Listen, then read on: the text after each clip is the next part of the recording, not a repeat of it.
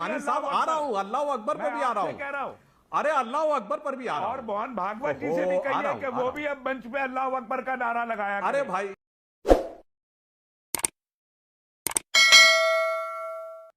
अभी तो इस बात की जरूरत है कि मोहन भागवत जी हिंदुस्तान के साथ चले, वो भारत के साथ चले।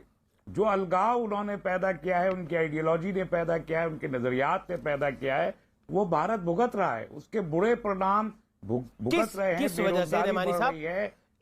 रेमानी साहब, मैं इत्मीनान से पूछ रहा हूँ आपसे, बहुत सारे जो एक सेकंड आप ये उन्माद क्या 2014 के बाद खड़ा हुआ है, आपको लगता है? आपसे सवाल है मेरा। नहीं, मैं तो इसे 1990 से जोड़ता हूं, 2014 से नहीं जोड़ता। दूसरी एक बात मैं और, अच्छा, एक 1990 से जोड़ते हैं, बहुत सारे 1990 से आप जोड़ते हैं। सुधांशु जी, तस्लीम रहमानी की बात का जवाब। जी देखिए, तस्लीम रहमानी साहब की बात को मैं स्वीकार करता हूं कि 1990 से शुरू हुआ, और मैं प्रिसाइज बताए देता हूं 1990 में किस डेट से शुरू हुआ और कैसे शुरू हुआ। यह 30 अक्टूबर 1990 और 2 नवंबर 1990 को शुरू हुआ, जिस दिन भोले भाले कार सेवकों पर, कार सेवा 30 अक्टूबर को थी, फिर बोल रहा हूं 2 नवंबर को कुछ भी नहीं था, निशाना साध साध के गोली चलवाई गई मुलायम सिंह की सरकार के द्वारा, और यह कहा गया कि मैं इससे ज्यादा मुसलमानों के लिए क्या करवा सकता था कि मैंने 16 हिंदू कार सेवक मरवा दिए थे, 40 भी मर जाते तो गम नहीं था। हकीकत यह थी कि बहुत मारे गए थे। और इतना ही नहीं, 1990 में जब शहाबुद्दीन और बुखारी जैसे नेता ये कहते थे कि राम कहां पैदा हुए ये बताओ, मंदिर नहीं, ये अयोध्या ये थी, ये साबित करो, इसी जगह पे साबित करो। और रहमानी साहब, आपको याद होगा बोट क्लब पे एक रैली हुई थी, बाबरी मस्जिद एक्शन कमेटी बनी थी। इस देश में 500 साल पुराने एक विदेशी आक्रमणकर्ता के नाम के ऊपर एक एक्शन कमेटी बनी थी, फिर उसने एक रैली की थी दिल्ली के बोट क्लब पे 1990 से भी पहले 1988 में, और उसमें इमाम बुखारी ने यह डायलॉग बोला था, अखबारों में जाके देख लीजिएगा।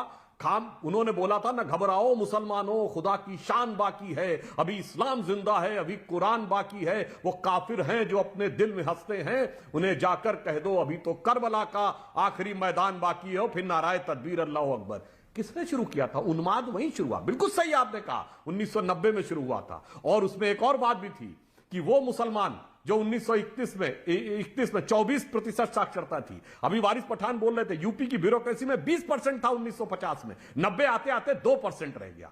किसने किया ये? किसने पढ़ने से रोका?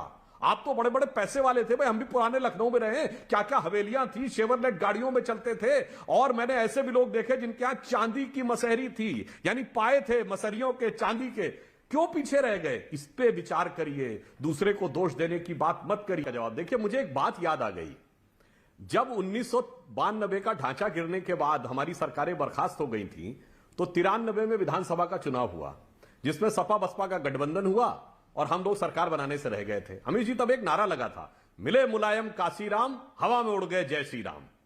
और उस समय एक प्रख्यात नेता ने कहा था कि ये तो शक्ति की थोड़ी कमी रह गई, अभी शक्ति दिखाइएगा तो वो दिन आएगा, क्या मुलायम क्या काशीराम, सारे बोलेंगे जय श्री राम, मियां भी बोलेंगे जय श्री राम। देखिए, तस्लीम रहमानी जी बोलने लगे, बहुत से लोग बोलने लगे। और इतना ही नहीं, अरे अब भूल जाओ मुलायम काशीराम, ओवैसी पहुंच गए राम के धाम, ओवैसी पहुंच गए राम के धाम। अगर अब अल्लाह अकबर पे भी आ रहा हूं, अरे रहमानी साहब आ रहा हूं, अल्लाह अकबर पे भी आ रहा हूं, अरे अल्लाह अकबर पर भी आ रहा हूं। और मोहन भागवत जी से भी कहिए कि वो भी अब मंच पे अल्लाह अकबर का नारा लगाया। अरे भाई, अरे आ तो रहे जो आपने पूछा अल्लाह अकबर पे। अरे सुनिए तो, आ तो रहे हैं आप पे। हाँ सुनिए, अब अल्लाह अकबर क्यों बोलना चाहिए और क्यों नहीं बोलना चाहिए, तस्लीम रहमानी साहब विद्वान आदमी हैं, एक लाइन कह के शुरू करूंगा, ये खुद समझ जाएंगे। अल्लाह अकबर को नाराए तदबीर कहते हैं ना, और अल्लामा इकबाल ने लिखा है कि ये क्या तमाशा हुआ इस्लाम की तकदीर के साथ, कत्ल शब्बीर हुए नाराए तदबीर के साथ। अरे भाई, जिस नारे को लगा के मोहम्मद साहब के नवासों को कत्ल किया गया हो, मैं वाजिब नहीं समझता कि वो नारा लगाया जाना चाहिए। जो इसमें